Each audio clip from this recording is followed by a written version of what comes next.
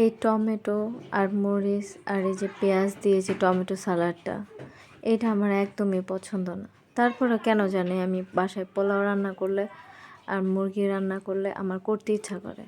মানে আমার খেতে ভাল লাগে না, আমি কোনো এক্সট্রা স্বাদ পাই না, কিন্তু তারপর আমার করতে ইচ্ছা করে। আর এটা করতে গিয়ে আমার হাত যে পরিমাণে জ্বালা পোড়া করে আমি আপনাদেরকে বোঝাইতে পারবো না।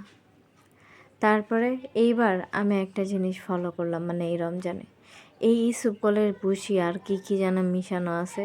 আমি নিজেই যদিও এটা কিনে নিয়ে আসছি, অনেক কিছু মেশানো আছে, কিন্তু কি মিশানো আমি জানি না। এইটা পানিতে গোলাইলে গোলেই না পানির সাথে, মানে পানির সাথে এটা মিক্সই হয় না। দেখেন আলাদা দানা বাইদা গেছে, মানে একটা কেমন যেন বিষয়টা, যাই হোক, এই যে দেখছেন এর নিচেই পড়া থাকবে, পানির সাথে ও মিশবেই না কোনোভাবেই না। কেউ মিশাইতে পারলে আমারা বইলেন তো কেমনে মিশান। তারপরে কি এই যে আমি সাজায় নিয়ে বসছি খাইতে। বিশ্বাস করেন অ্যাজ ইউজুয়াল সময় আমি কিন্তু বাসায় এত সাজায় গুজায় বসি না খাইতে। অল্প একটু খাবার নেই, অল্প একটু তরকারি নেই, খায়া তারপর উঠে যাই তাড়াতাড়ি করে।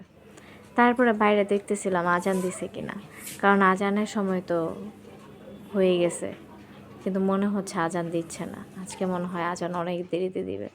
তারপর যাই হোক আজান দিয়ে দিচ্ছে, একটা খেজুর খেয়ে ফেলছি, খেয়ে নামাজ পড়ে আবার আসছি। এবার আমি খাইতে বসছি। আমার কাছে মুরগির মাংসর চাইতে মুরগিতে যে আলুটা দেয় না, সেই আলুটাই মজা লাগে, অনেক মজা লাগে। মানে মুরগির মাংসটা আমার খাইতে ভালো লাগে না। যেমন এমন করতেছি না, আসলে কিন্তু আমি কোনো টেস্টই পাইতেছি না। তারপর আমি এমন করতেছি, আমি জানি না কেন করতেছি। বাই।